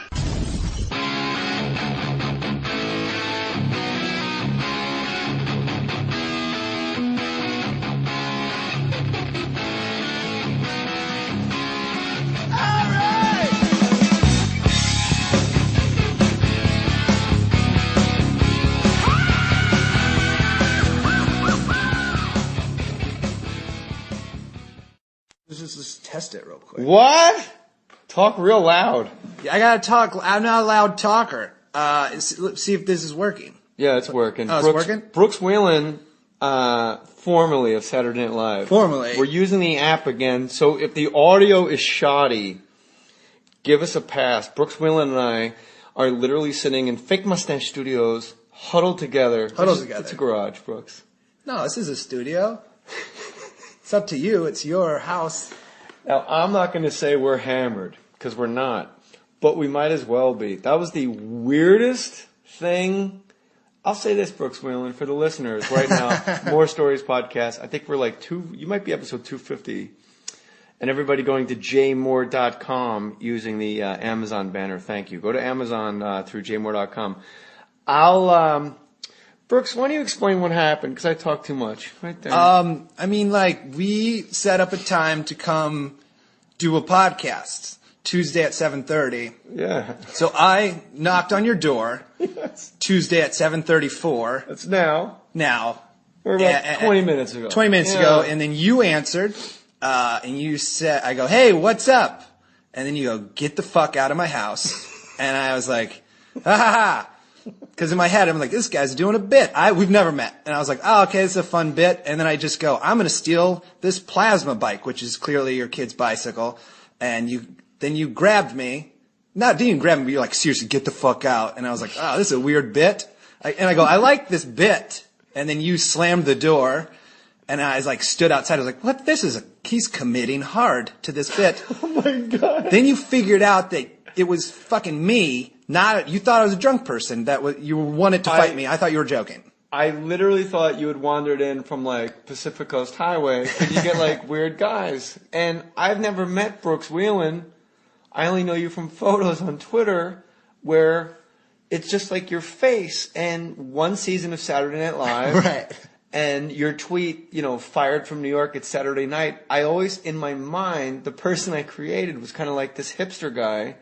And Brooks Wheelan, in full disclosure, is fucking like 6'6", curly blonde hair, and like gorgeous with a full beard, like boots. He's got the cool hat. He's got the sleeves, the tattoos. Yeah. And I thought you were like a nutter. No, that is. And I go, you got to get the fuck out of here right now. And you went, but you have, in all fairness, I did say this to Brooks. The one thing you left out of the whole thing is, hi, it's Brooks. Yeah, you just kept standing there going, how about I steal this bike? Yeah. And you're kind of like waving your arms like Whoopi Goldberg doing the white girl. I definitely have a squirrely demeanor. Like, we almost fist fought. Well, I wouldn't have fist fought. I'd just been like, holy shit, Jay is committing to this bit of not liking me. Well, what happened is I closed the door. This is how real it was. I saw and thank you. But Brooks is in my house. I pour him a shot. I go, I don't drink, but my kid's apple juice is left over in a SpongeBob cup. And I literally like cracked open one of like, Stone Cold Steve Austin's beers. And I got you a shot of, tequila. And I'm like, let's knock it back. I had a little apple juice. And then you're nursing that. Cause I felt like it shook me up. Well, you came out, like, it didn't shake me up because I didn't know we were going to fight. But you thought we were going to fight. I thought, wow, this guy's planted on my welcome mat. Yeah. And usually when you go, get the fuck out of here now, the person goes like, hey man, no problem. And you just kept smiling and you didn't even lean back. Yeah, I was like, yeah, right, man. You're like, you're a front man. You lean into the hurricane, okay. The stage divers. Like sure. Most people, even who's your best friend in comedy? Like, who's one of your buddies? I don't know. I get, anybody. No, I know. I like Barry Rothbard. Okay. You go to Barry